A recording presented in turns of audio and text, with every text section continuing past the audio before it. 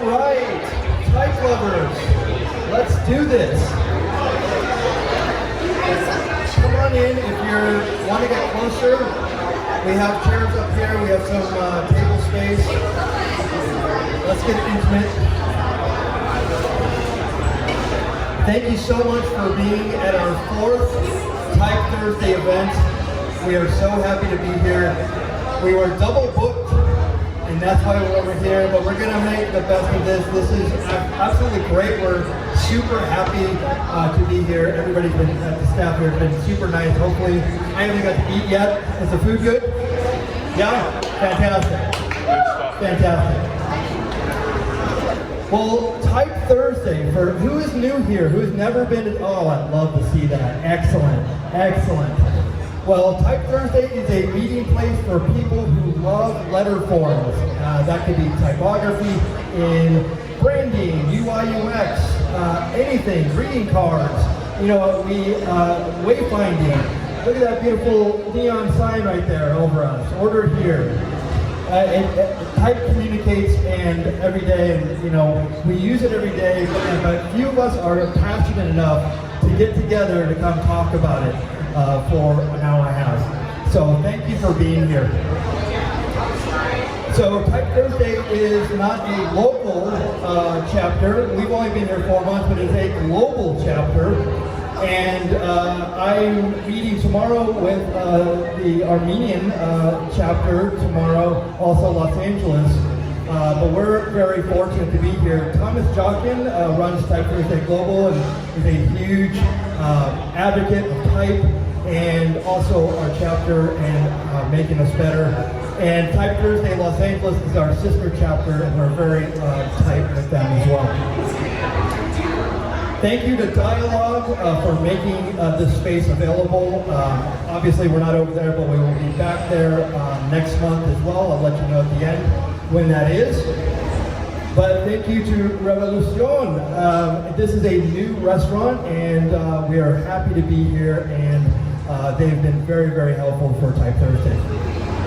Thank you to our creative partners, Mondragon Design Studio, Theory 93, and AIGA Arizona, and who has been super supportive, making this a Phoenix Design Week event, and we could not be happier about the support that we've been getting from the creative community.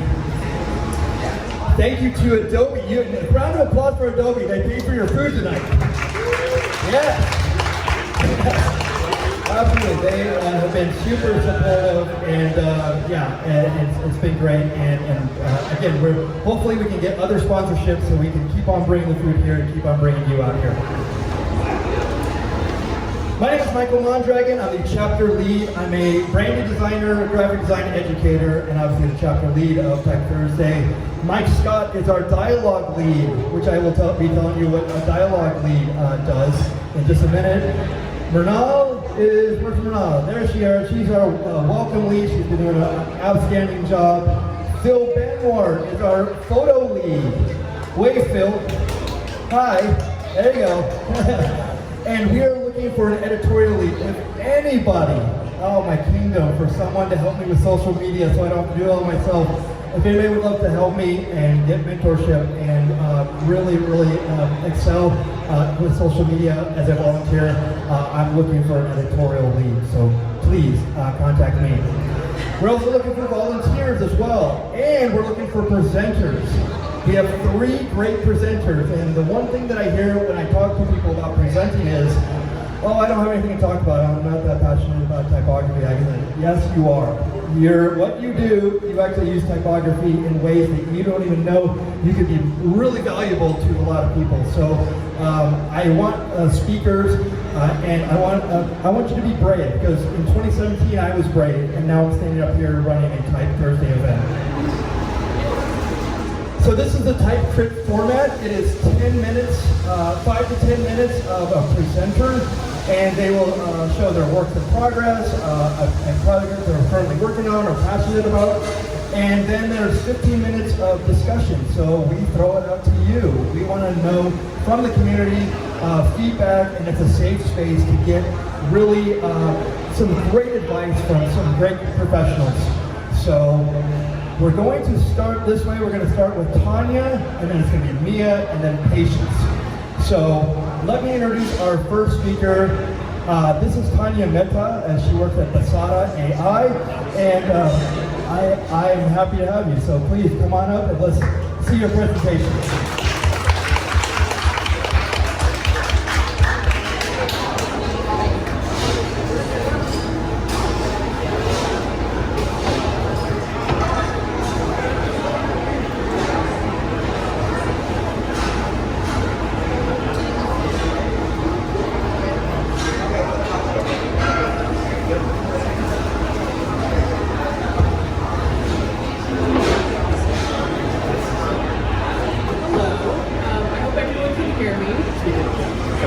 Okay, is that loud enough? Yeah, okay. Okay, a little bit of background about me. So my background is in healthcare, in patient care, and now I'm working at an AI health tech company. So what we do is essentially use AI tools to decrease the administrative backlog that a lot of clinics and hospitals have. So what I mean by that is paperwork. So when you or anyone goes to see a provider, there's a ton of paperwork that follows you, including all of your details, right? And for a long time, that's been managed by a human, so manual work. And what a lot of companies have been doing is kind of overworking their employees and putting a lot of work on people that they already have instead of hiring new people. So what my company, Basada, does is using AI tools to decrease that backlog. So today I'm going to be talking about the impact of AI on the typography industry. So how AI is transforming type design and user experience. Okay, so for my intro, typography shapes readability, trust, and accessibility. Poor font design choices can frustrate your audience and decrease trust. And clear, consistent, and accessible design helps the audience understand, feel comfortable, and build trust. So I feel like a lot of people might think, okay, is that really the truth? Does typography really send an emotional message? Or is that kind of across the board different for everyone? So the answer is that it is really the truth because there is real scientific evidence suggesting that typography has a real impact on how people feel, if they feel trust in your brand, if they feel cared for by the message that you're trying to convey. So the first example I have is Miles Tinker. He is a classic name in legibility research. He ran systematic experiments on how font size, line spacing, letter shape, and layout affect reading speed, eye movements, and fatigue. His work is foundational to how we think of good typography settings today. So essentially what he did is set the basic theory that the typography that we use, the fonts, the designs, do send a message across to your audience. So that's not necessarily different on a case-by-case basis, just across the board, it does send a message to people and it conveys a feeling and an emotion. The next person is going to be Kevin Larson at the bottom right there from MIT and Microsoft. He ran experiments where text layout, font choice, and spacing are, when text layout, font choice, and spacing are poor, people not only read more slowly, but also feel discomfort or frustration. In one study, readers felt bad when reading a poorly designed layout. So if text is way too big, then people feel uncomfortable reading it. It causes them to exert a lot more effort, but if it's too small, then they're not necessarily interested. So there is definitely a safe middle ground where if you want to pull your audience in instead of pushing them out. Okay, so where does AI come in the role of typography? So the current AI tools that are out there, they help with generative type design. So AI can create adaptive custom fonts in real time. So I'll expand a little bit more on what I mean by adaptive. And there's predictive readability. So evaluates font performance across devices and adjusts accordingly. So not all fonts look the same on different devices. Some screens are bigger, fonts are going to look different. So a lot of the goal for different brands and people using typography to convey a message is that there should be consistency across platforms that you're using.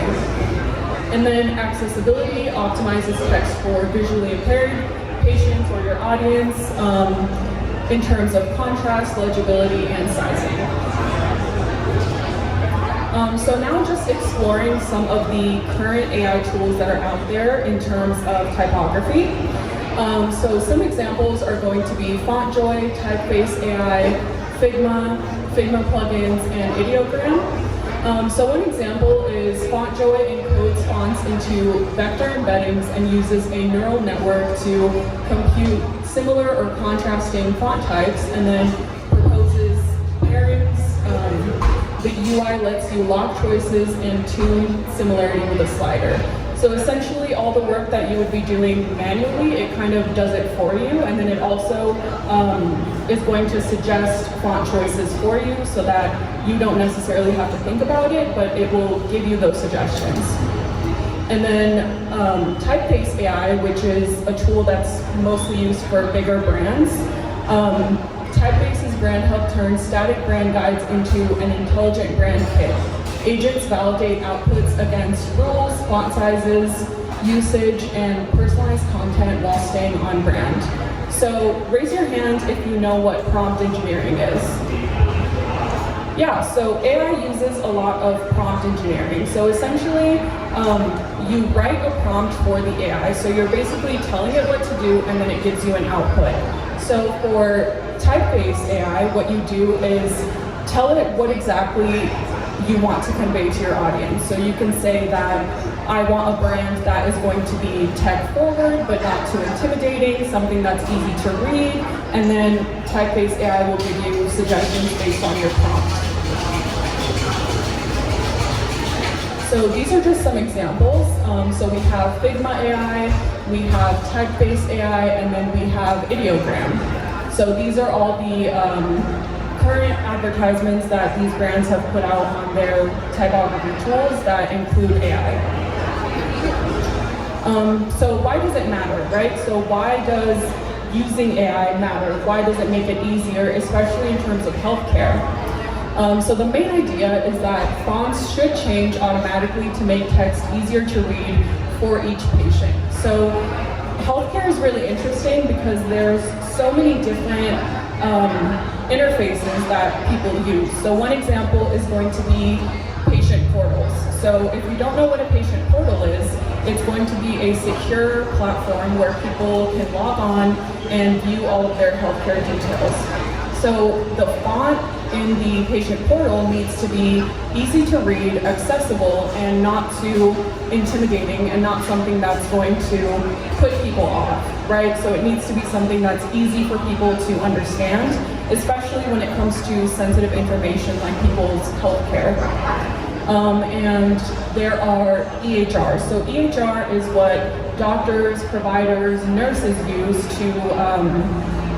to record the patient's healthcare information. So the typography that's used in patient portals is going to be much different than the typography used in the EHR. So in the EHR, it is going to be smaller, it's going to be more condensed, and the purpose for that is so that it can include as much data as possible.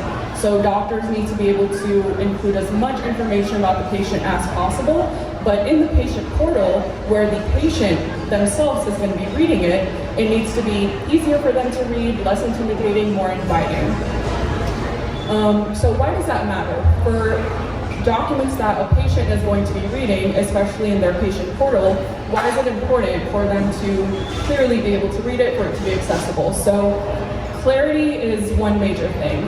It would be really bad if a patient read 10 milligrams as 100 milligrams, right? So it's really important that this is a real world implication where typography is really, really crucial.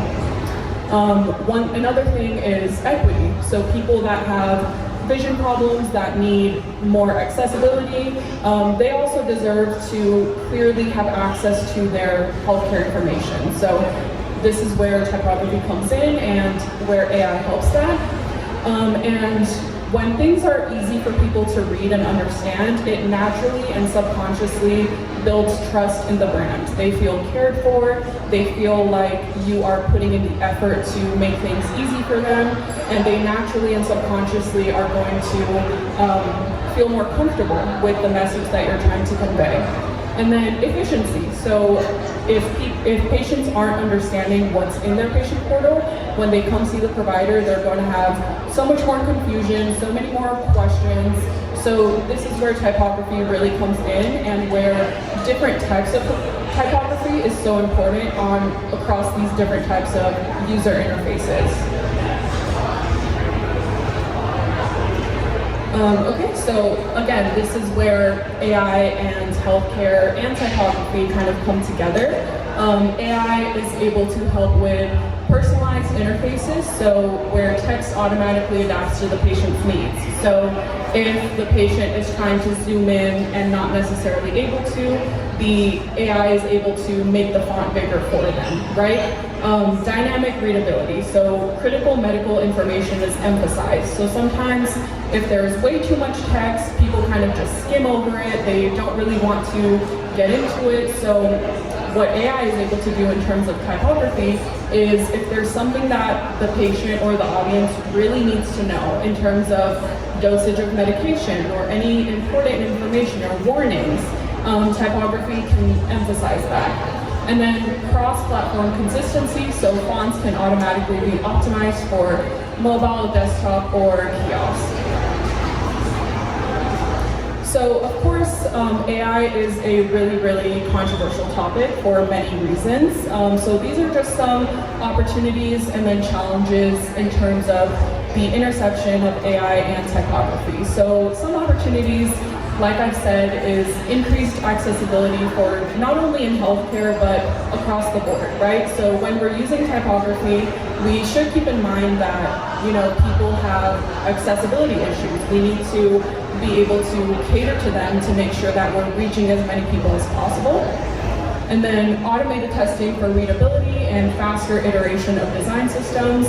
But there are going to be some challenges, right? So there's challenges with over-automation and loss of human touch. So you don't want to hand off the work to AI completely. That is what causes the over-automation, where people start to rely on AI way too much, and sometimes you can almost tell, right?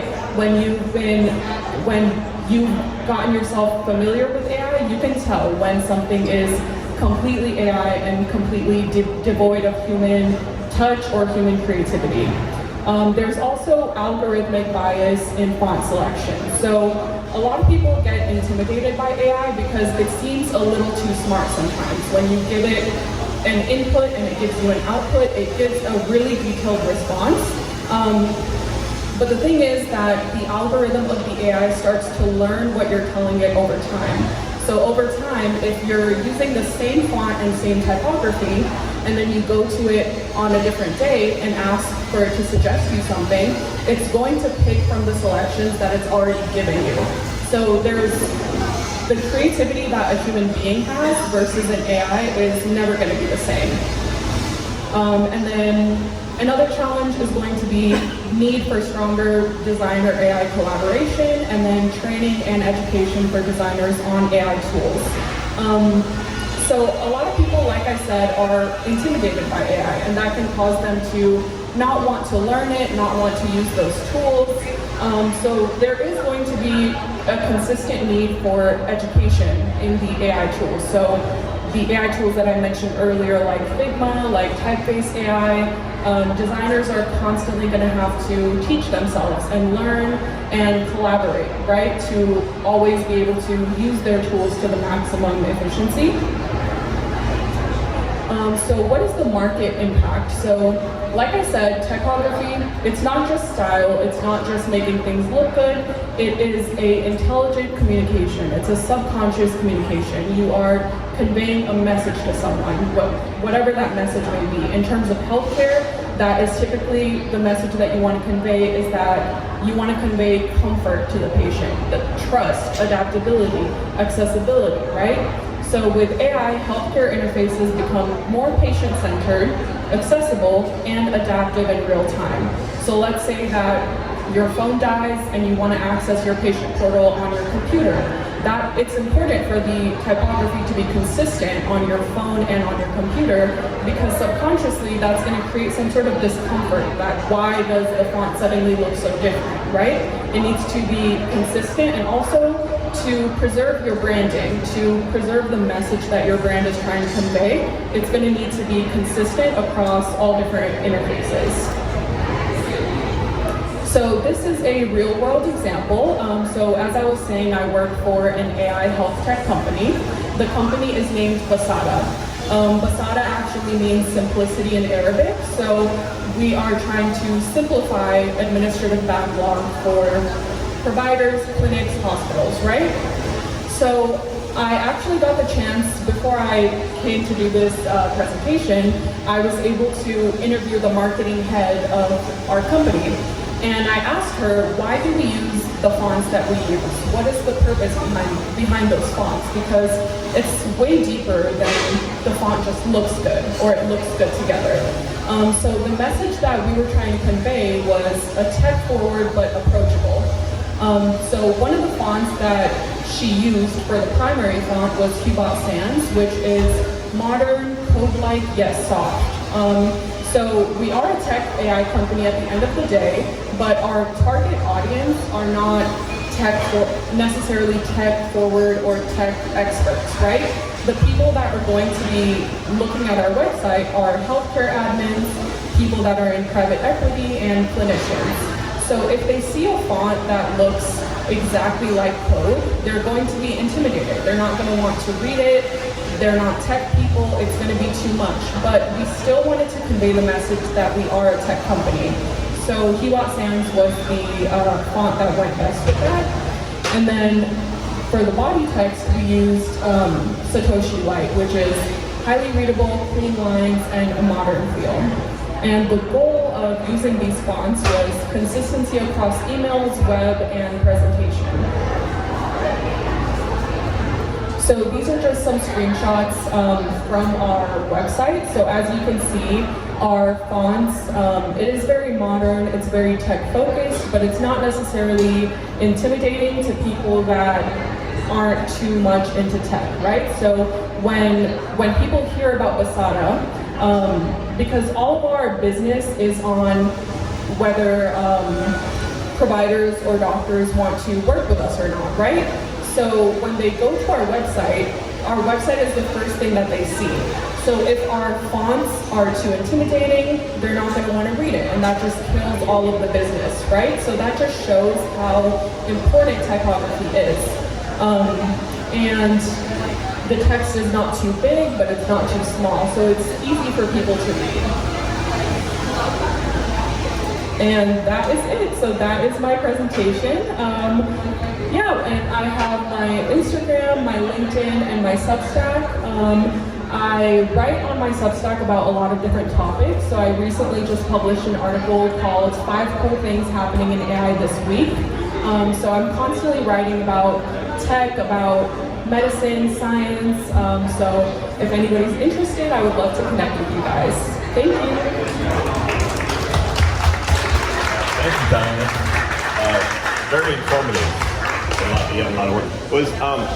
So before you sit down, was there anything that what kind of feedback are you looking for from our audience? Do you have anything specific that you're looking for, or you just kind of want to have an overall discussion about how people feel about AI and typography? Yeah, I would definitely love an overall discussion. I really think that there's a lot of fear, right? When people hear AI, people constantly hear AI is taking our jobs. AI is going to kill all of the jobs. But what my opinion is, and I guess the point of this presentation, is that nothing compares to human touch, right? When people create designs and typography, like I said, they're trying to convey a message. So no one can understand human audience the same way that a human can. AI is not going to have the context or the emotional intelligence to really understand your target audience. So for example, at Posada, we use that sort of font because we know who we're targeting, right? So think about all the context that you gain all throughout your life. The AI does not have that context. So the AI does not have the designer's eye, as like my marketing head likes to call it. So the AI can only give you what you tell it. It only knows what you tell it, right? So you put in a prompt and then it gives you an output. So I think what I'm really trying to say is that for people to not be too afraid of these AI tools, I really think that they're not going to take over industries. I really believe that that's a myth. I think that these are just tools to make your creative process easier. They can give you suggestions, so you can write a prompt for, let's say, typeface AI, right? And you can tell it exactly what you want, but the output that it gives you might still not be what you want. It might still not be what exactly you're looking for. It's just going to give you a suggestion and kind of just a launching pad, kind of something to mess around with, right? So, yeah, nothing can compare to human creativity and humans and the context that we have. So I really think that using AI kind of as a tool can be a really positive thing and can make your design and creative process a lot easier. Awesome. I know I have a couple questions, but I'll leave that to the audience. If you guys have anything you'd like to ask Tanya about AI and in the health market? Let me speak back here, maybe it's is that better, Michael? Yeah. That's better? Okay. I guess my main question is, how do you train your AI in typography? So AI essentially, it's going to sound a little scary, but it's really less scary than it sounds.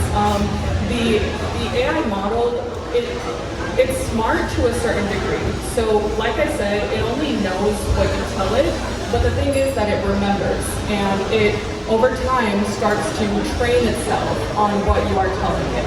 So let's say that people who use ChatGPT as their therapist or their friend, over time it is going to learn about who you are, and it's going to formulate its responses based on the information about you that it already has, right? So it's not developing its own personality, let's say. It might seem like that based on the responses that it gives you, but it's only giving you those responses based on what it already knows.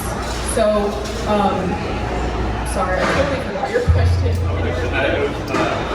How is it how are you trained in typography? Oh, okay, yeah. So on typography, that's where I talked about over-automation and algorithmic bias, right? So when you train it on typography and you ask it for certain suggestions, it's going to learn that, okay, this is what this person likes, this is what the responses that they like, so I'm just going to keep giving them those responses because you're training the algorithm. Same thing as on TikTok, let's say. If you like a certain video, the algorithm is going to keep showing you similar videos so that you stay engaged. So really the main point of basically all algorithms is to keep you engaged, and AI is the same thing.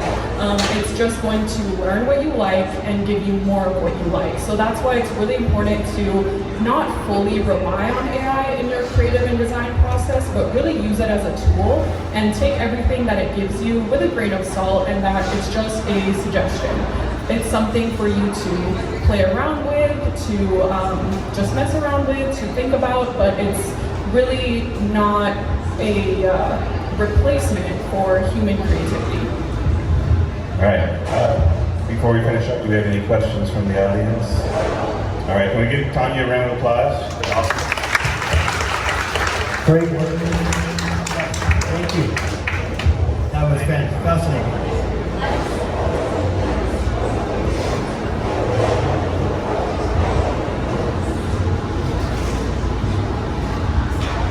Now, this is why we do Type Thursday. Mia is one of my longtime friends who grew up here in Arizona, and she is going to be talking about something that I have never even heard of, and I can't wait for her to present. So, Mia, floor is yours. Thank you. I'm already regretting this.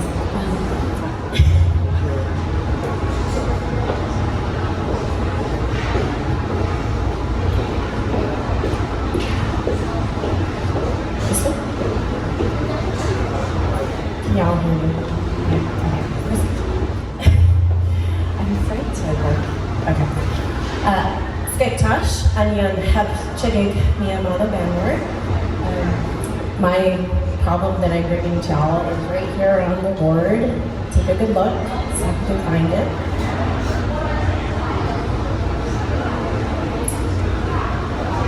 What do you think about that S in the touch? It's a little funny. So I'm Mia, and oh, sorry, I don't know what I did. Like Michael said, I've been friends with him for a very long time. I'm very nervous standing up here doing this. So lots of grace from you. Thank you so much. Any Otham speakers? Okay. So I am learning a endangered language. Holding that thing is making me like worse. I'm learning an endangered language, and it's Tahana Otham. And you just had a look at it. It's important for us to keep our heritage, and so I think that what's making me most nervous about standing up here is just the fact that I'm talking about Otham, and I feel really far removed from it, and so it's like a disparity that I'm struggling with while I'm talking. So again, giving grace. And I'm a student of Otham. I'm a student of, I'm in a therapy program, and I'm also learning art therapy, and so that's pretty fun. I'm here because as I'm going through my studies in Otham and working with the language revitalization, I'm finding that typeface and fonts are not my friend. We use a system called Alvarez Hale, and it has a lot of diacritics in it. And the problem that I'm having is that the diacritics make it such that it's hard to find the letters. Like, if I'm typing on the keyboard, there's a special keyboard that I can use, but it doesn't have all of the letters. It only has some of the diacritic letters.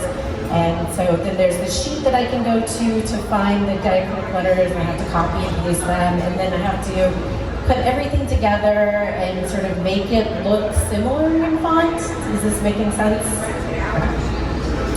And so that's the problem. Here are the letters. There are, I think, 35 of them. I wish I had a pointer, but towards the bottom, really most of the diacritics are there in the vowels.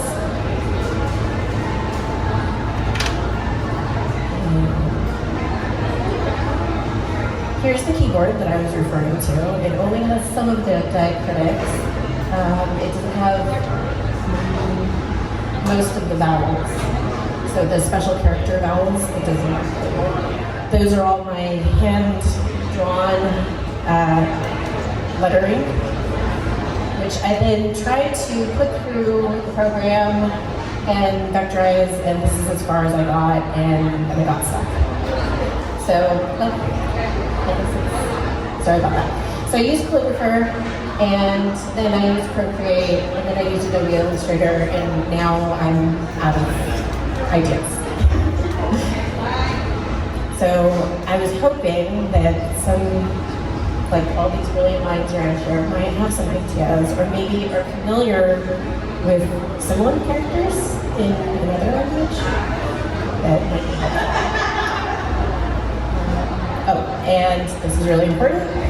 So I'm bringing it to you because I'm trying to figure out whether or not it's a problem worth working on, because at some point I want to take it to, if it is a problem worth working on and it has a solution, I would like to take it to my hymn book committee. That's the cultural committee for my nation and the elders. So whatever I'm doing with it and trying to figure out and moving forward with, I have their consent on it, and it's not causing damage to the nation. Here are my questions. am I on the right track? Is this a worthwhile endeavor? And are people aware of the fonts or keyboards based on the Alvarez scale or similar systems that maybe would be helpful? All right, that's good. Thank you, Mia. All right, give me a quick hand.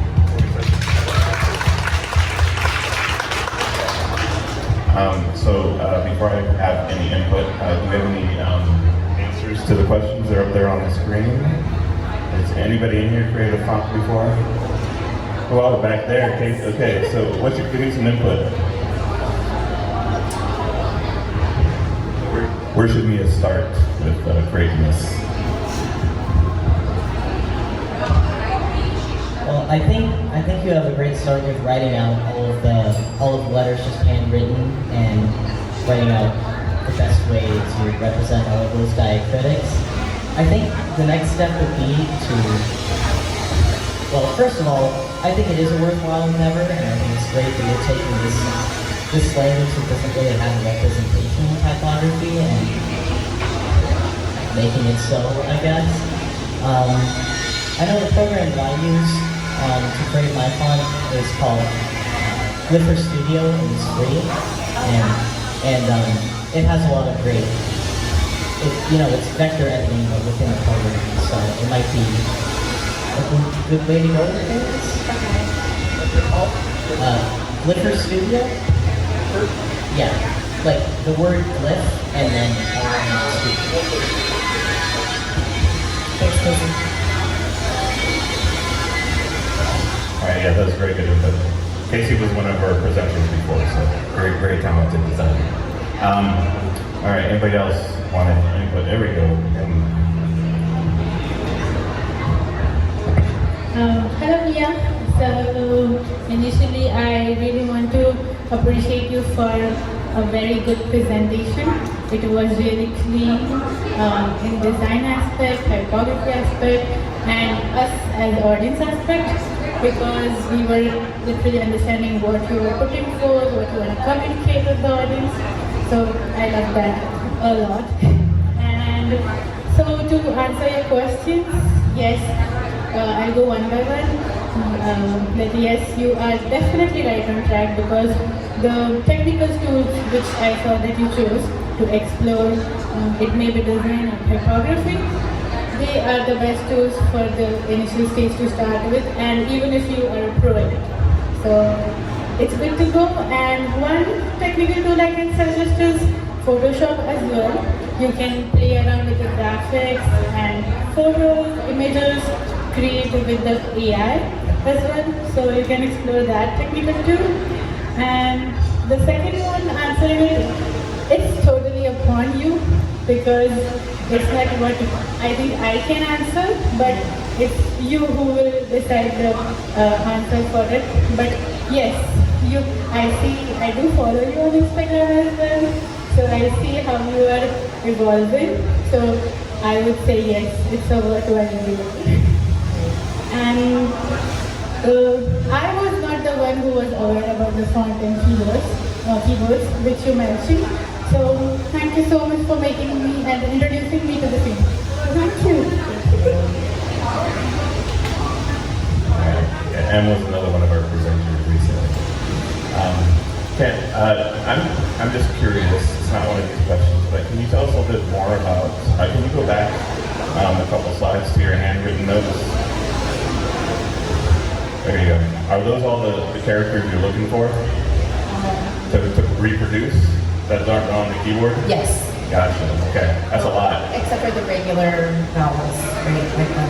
So would you replace with your handwritten, and you replace the keys on the keyboard with the ones that you have handwritten there? Yeah, so it's the ones with the colon next to them. Right. That's our long vowel sound, and then the ones with the I forgot what that's called, but it's a short vowel sound. Okay. And then what's your ultimate purpose with creating this font? Yeah, and so as a student of the language, it's really hard to get my work done in a timely manner, and I did that class because I couldn't get it done in a timely manner, but I want to continue working at it. and I really want to be able to communicate in that. And so the purpose would be to, I guess, encourage more people who want to be able to write the language, that you'd be able to do it on technology, so that it's a seamless, like faster process, and then putting just get rich. Does that make sense? So you wanted to build content for English language, Yes, yeah. right? Okay. Have you thought about kind of what Tommy was talking about before of like training an AI in your? Okay, so yes, as she was talking, I was thinking that, and then I was thinking about how, like, what tribal leaders would say about that, and whether or not it would go damage or whether it would help them. So those are questions for me, but I think that it's a valid point. Yeah, because there's a lot of letters there. I think other than building a brand new keyboard, you know? Well, that was kind of what I was thinking. That's what I kept saying to Michael, is that, first I need to get the fonts together as a set, and then I need to go and build the keyboard. Yeah, and with 3D printing, that probably won't be too bad. I also wanted to say, like, we were also thinking about extending like an existing font, taking it and making more characters as well. Because if you go back, what was it? There's that one at the very beginning. Yeah. So see it's the S with the period on the bottom. Yeah. So I mean that's a very unique character, and it's just like I think that if you just take an existing font and make it, and then you can make other fonts off of that, just like as an example.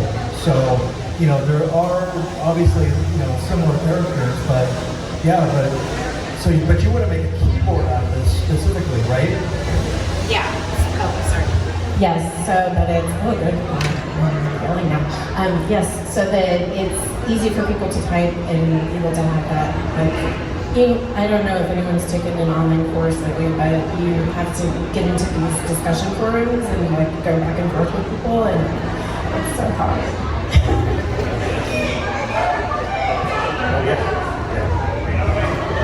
Hey, something that I'm really like a fan of AI, and then I have created certain characters or like designs and stuff with AI. But the way that I did it when I didn't know nothing about it is like you can, like she said, you can train your AI. So what I do is go and create like a project, right? So when you create a project, you are pretty specific about what you want. So pretty much like tell him and give instructions on what are you using for, what is your main point, your main goal, and then asking questions about like, do you know about this? And then he will tell you what he knows about it, about the research, and then you start asking questions. Something that has worked for me is that you can even go and then like take a screenshot of what you want to do. For example, if you already write it down, like draw it, take pictures, and then you tell them this character make this needs this and that, and then get creative, start getting those files out there. And then if you like something that I was trying to do with AI, it was like creating like an app, and even if you like start creating a theme, it shows you how to code. I honestly, always feel that asking a lot of those questions will help you. But sometimes you're taking a picture, because I have created images where like taking a screenshot and then copy it right away and then just paste it and it just be really exactly. I mean, it takes a lot of time, but I think you're here for it. But it's like for me, I wake up early, like it takes 1 hour out of my time and just start training my AI. This is what I've learned. Sometimes I copy articles and I like, hey, this is what I'm going through it. And I think that after that, even on the business side, if you wanna make a clipboard, you can even ask them, hey, where I can make this, if I do it overseas and everything, so that's something that I will do. So I don't know if that will work, but yeah. Thank you. Thank you, Eric. I appreciate it. That's some really good input. Anybody else want to contribute? I think there's some really good ideas, so I hope that helped you, Mia. Yeah. Okay. Yeah, thank you so much. All right, thank you, Mia. Appreciate it. Well done. Yes. Fascinating. Thank you. Our last presenter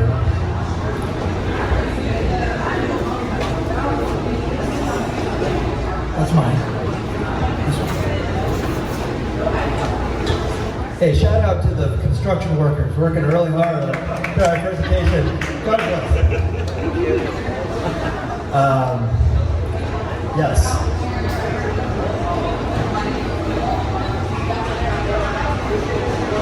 So our last presenter has been working hard this week. I know because I see her everywhere I go for Phoenix Design Week. Patient Walton, the stage is yours. What is your talk about? So I'm going to be talking about, or I'm going to walk you guys through a project that I just did for a client. They are a faith-based organization, and their biggest thing is that they want to be more modern in the things that they're presenting. So when I joined the church that I go to, they didn't know I was a graphic designer, and I've been hiding in the back. Like, please don't ask me to make your flyers. Please, please, please. Because I could see we have a big LED screen. I was like, I can see there's a need, but I really don't want to be tasked with this because it's a lot. And word got out that I knew how to design, that I have my own agency and all the things. And so once word got out, I ended up having to help with modernizing the things that they, the different things that we put out. So the name of our presentation is The Creative Problem, Modernizing for Impact. I think. All right, so when I was tasked with this project, they said, hey, these are the designs that we see on Instagram, and our graphic design don't look like this. Our flyers don't look like this. Nothing that we do looks like this. And we want to create, we're doing a conference at the end of the year, and we want our stuff to look like this. And I was like, well, the first thing is we have to throw everything that we're doing away, because there's no way it's gonna look like this. And so I had to have some very hard conversations with the client and really help them understand that the way we're doing things is not working. So in doing so, we faced a very big dual challenge in designing this campaign. And the dual challenge was they wanted modern, but they also didn't want to get away from the way that they had been doing things. So having conversations around using color, using different fonts, not using, Arial and Comic Sans and the crazy fonts that you guys are using to put things out here. And also using color and, using color theory to make things get out in the world so people can catch their attention, because a lot of our marketing efforts we were doing was on social media. And so you're only as good as the next scroll, and if your stuff doesn't have color in it and doesn't catch your user's attention, doesn't help. So the mandate was, I said, hey, we need to deliver some modern and clear graphics based off of what was recommended or the things that you guys saw. They wanted to create a single and unified identity across a bunch of different places, and they wanted all of the registration to go back to the church website. And the goal was to say, hey, we want couples to sign up for this conference and for them to understand that we're not trying to survive together, we're going to thrive together. And I'm like, okay, that's great. Let's throw everything we've been doing away so we can create something new. So this is what I propose to the client, and for those of you who work in the industry when it comes to typography, trying to put something out there to give it a strong branded element, but also it's a faith-based thing. So it's like, hey, we still want to look like we're a church. We do want to look like we're modern.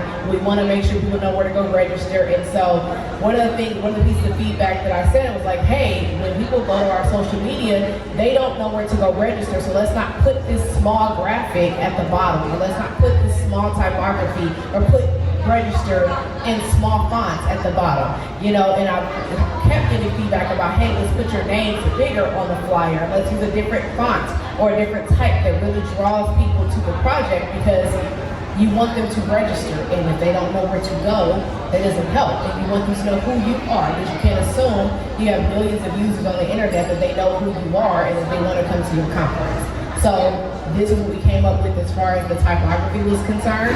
And they love the typography, but you see towards the end we didn't quite land here.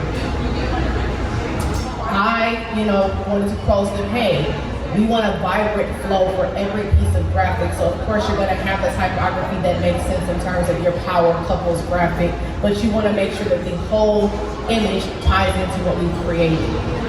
So we chose dynamic deep gray and purples and warm oranges, and we had to tell the elegant flowing script for the word power couples with the clean, strong serif font at the bottom for conference. And I tried to make sure that we signaled like intimacy, but also authority and all the things. And so that's kind of what we came up with what you guys just saw. And so in the midst of doing that, I wanted to make sure that while we're putting things out with the way that they wanted them to look, people need to understand why it's important that they come to this conference. And the way that you draw them to that is you're not doing videos and promotion, you're going to draw them by the way things are on the carousel or things you're putting out on social media. So it was very important to me that the type that we used was large, and that the headers that we used were large, and that the things that we put out there were like they drew the user's attention. And then I also, if you see there's subtle like graphic animation things happening in the background, I'm like, hey, we want to make sure that people know that this is happening, but you're getting their attention once again through the text, through the background, that it all ties together cohesively. And the headers that I use still use that power couple font at the top.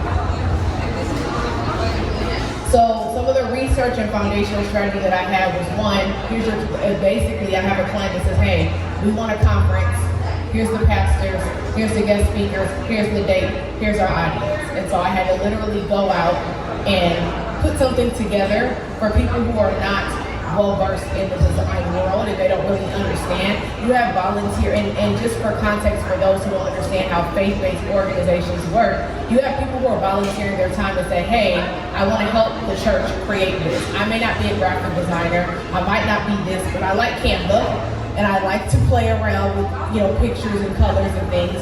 So I'm gonna volunteer my time. And so you get the things that you see because that person's not really a graphic designer, but they're willing to put their time out there. That's why I was hiding in the back, like, please, don't ask me. So these are some of the countdown graphics, and I use some of the typography the same. I use some larger fonts to kind of draw out the days and the times and what was happening, and then kind of talking about the 5 days until, and using opacity with the typography and kind of like, draw the person that's trying to register that, let them know, hey, getting the countdown ready and getting them excited, but also continuing to drive the message forward to register today. So it's on everything versus it being nowhere. Or very, very small, which is what I saw when I was doing my research.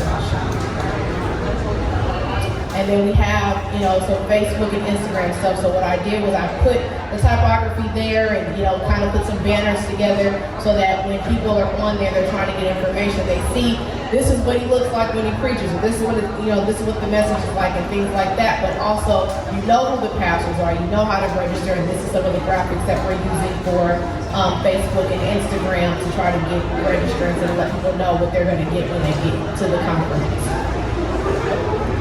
We also did one with Pastor Kelly, so she's also a pastor as well, and so we did some stuff to kind of drive people so they know, hey, this is what we're going to get when we get there, but still, like I said, using the same type of typography just in a different way, so people who don't know them are able to see who they are and kind of, be interested in what they're going to attend and look for.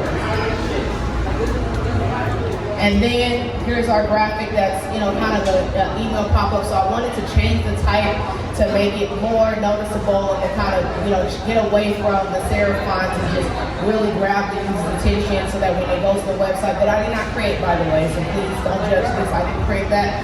I just did the pop-up, but you want to make sure that they see it and they want to, and register for the conference and all that. But once again, changing up the type and changing it up to make sure it was color and had all the things on top of what they have on their website currently right now.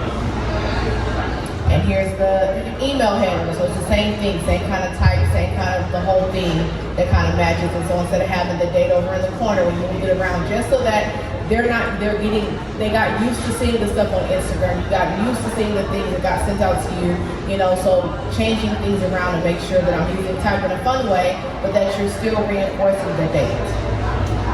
And we landed on this. So I recommended all the colors and all the things, and I came back, I went out of town and came back, and they were like, we don't like the background. And I was like, okay. And they were like, we want to change it to another color. And I'm like, what color? So I gave all the colors that I thought would make sense, and we landed on white. So I wasn't too happy about it, but this is where we are. I still want to make sure it was a clean graphic and that we have the same type of strategy and that, now the typography kind of blends. And then, when your clients, they want things a certain way, so I would have never put the C on top of her like that and had to blend it in, but here we are. Here we are. It's just kind of how the cookie crumbles at this point. And so here we are with our, countdown graphics. This is how they kind of turned out based off what they wanted and what they asked for.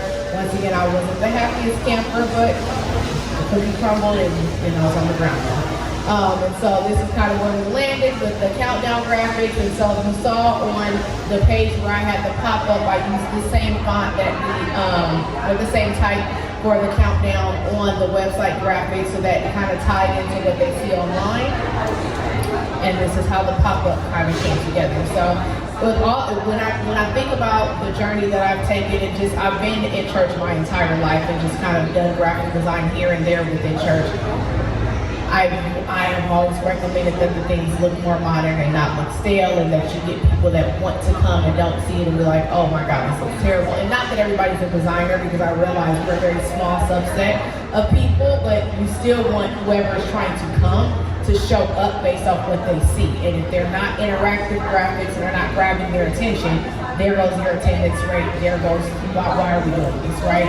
And so, that's been my recommendation to every church that we work with, is to say, hey, how do we modernize what you're doing? How do we not make this look like old school 1960 something graphics? Let's try to figure out how to make this look like something so people want to show up and come together. And so with that, this is the final graphic that gets put up on the LED screen.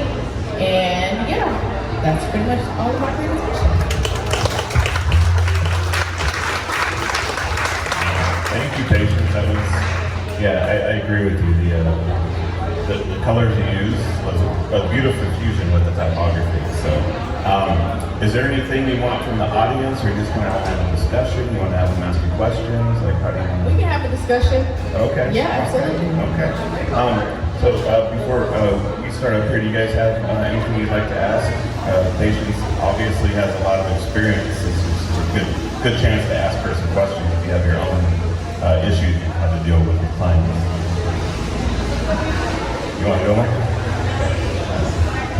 Where are you getting your fonts from? I actually use the Bottle Elements a lot because I use I'm sorry, my friend's here.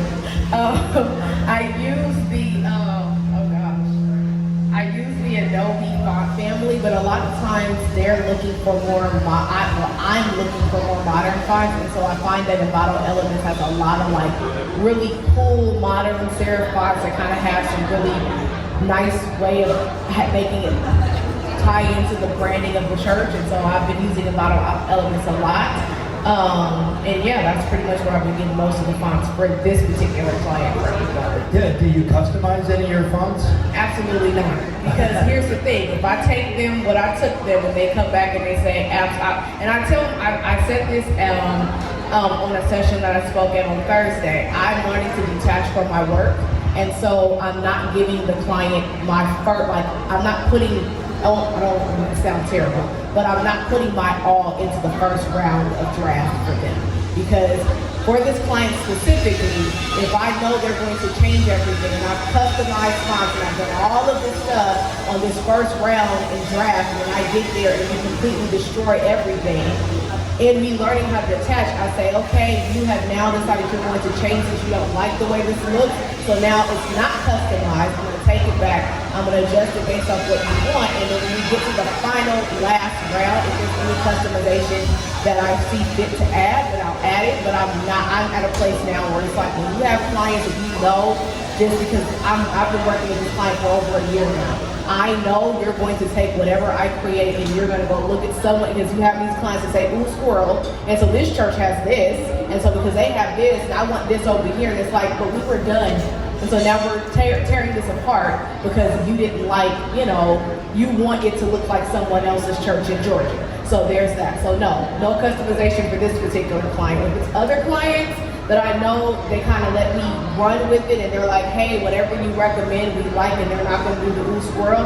I'll customize things for them, and I'll go in and kind of adjust the type based on what I think looks good. But for this one, absolutely not. So, I mean, you're talking about the clients that, you know, they definitely are influenced by a lot. They probably run it past their family, their friends, and bring it back to you.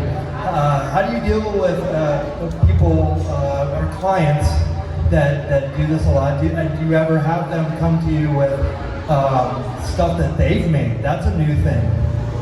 Yeah, so when I first came on and I kind of signed my contract with them, they have a son who went to school for multimedia, and he learned how to use Canva and doesn't use any of the Adobe tools or anything, and so he makes all the graphics. They're like, oh, he made this.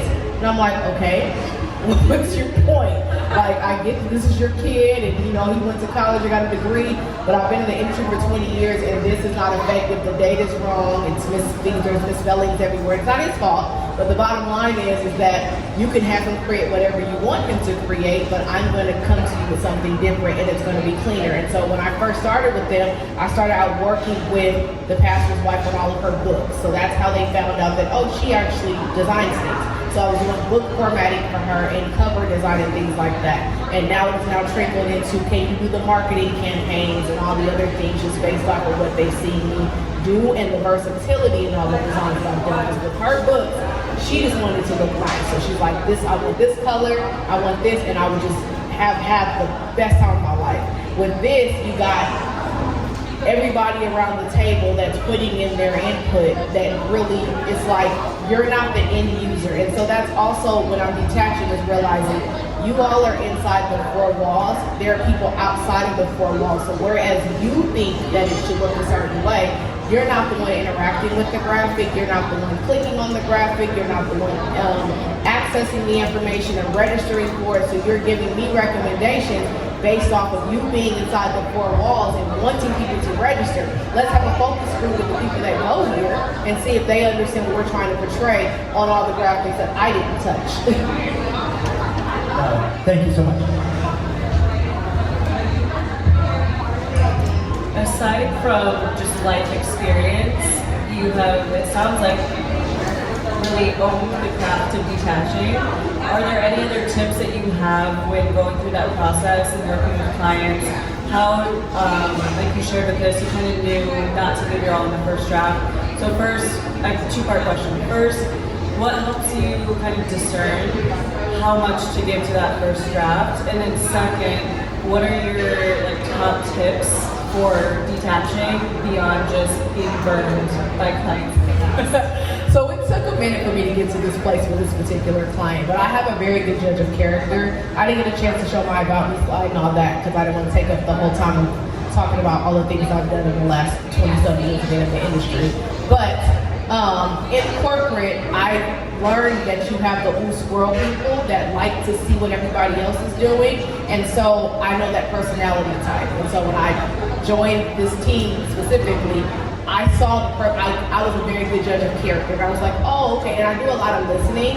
So a lot of times I would go to meetings, and some of you who go to client meetings, you'll go and they're not ready to meet right then and there. So instead of like going back to my car or going and sitting somewhere off to the side, I would open my laptop and just sit and I would listen. And they think I'm working on listening because I'm learning the people who are around here. I'm learning who's in charge, who's really in charge. Because I know the people that are paying, that's one thing. The department that's paying is one person, but who's really in charge of how this graphic gets out into the world? Who puts a stop to things? Who ultimately has the last say? And so in doing that, when I started doing the designs for the client, I would notice, okay, if I do this design and it looks a certain way or it has a certain look to it, then I'll get this response. Or if they're talking about doing an event and this person or this church or this person did this event and they show me the flyer, 9 times out of 10 I'm going to have to go back and change it because the look that's on this flyer or this particular church, that's the direction that they went, and you really don't like it. You just like the way it looks, or you like the fact that it had 30,000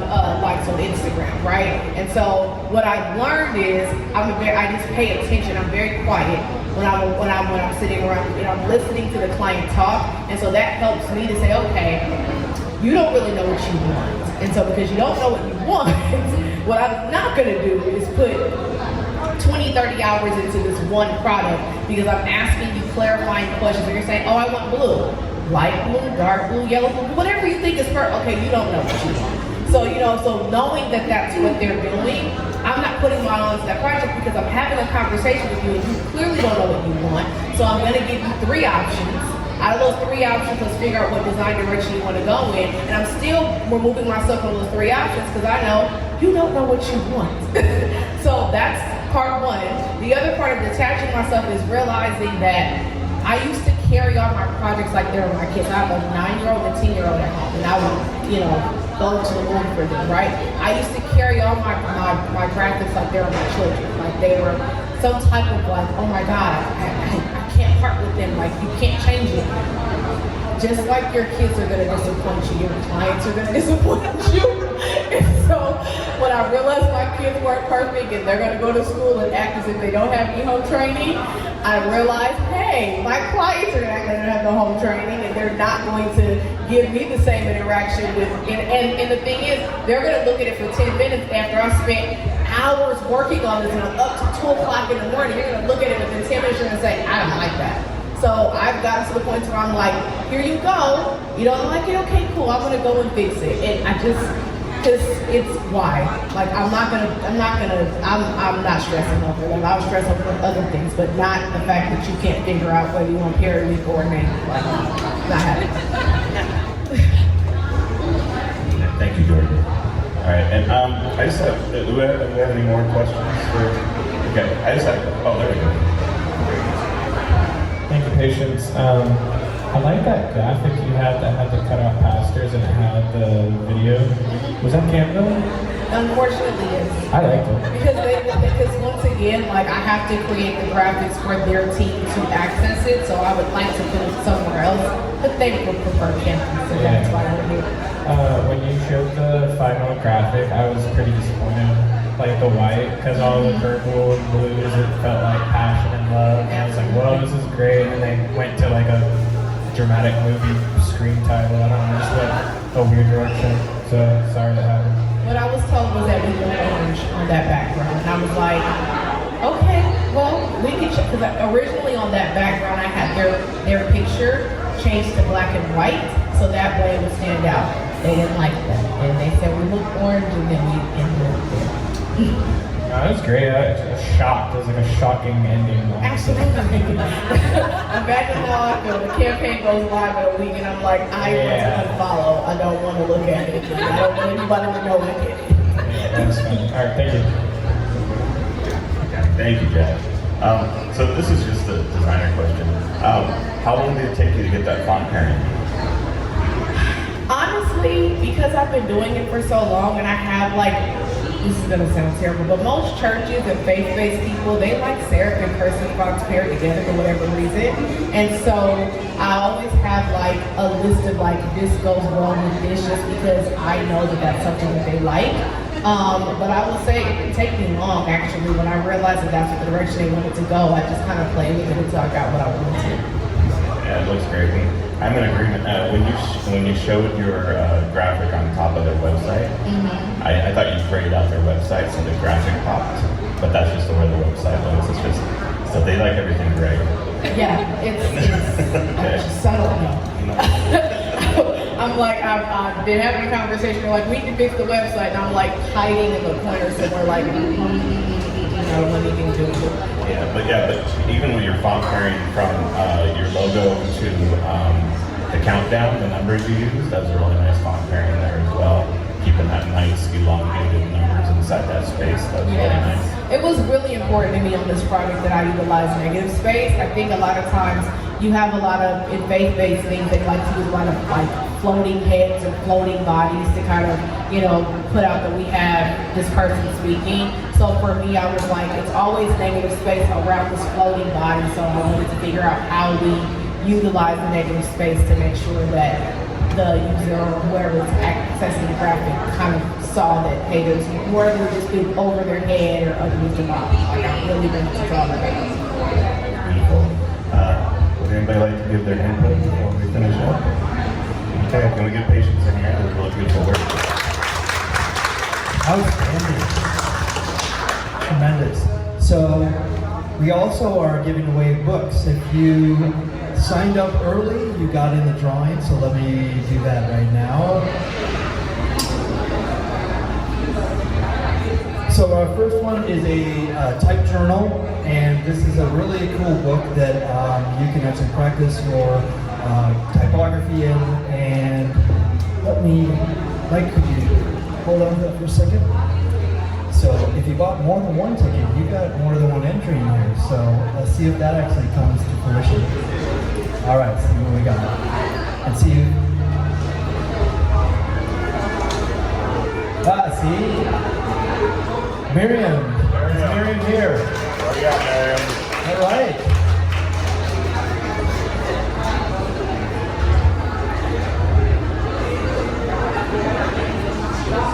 And then our next book is the Typographic Medium by Kate Rideout.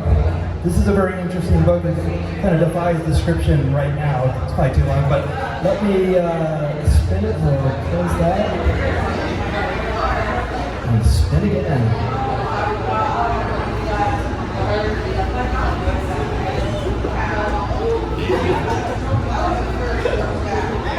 David! Yeah! Here you go, Mark. Nicely done.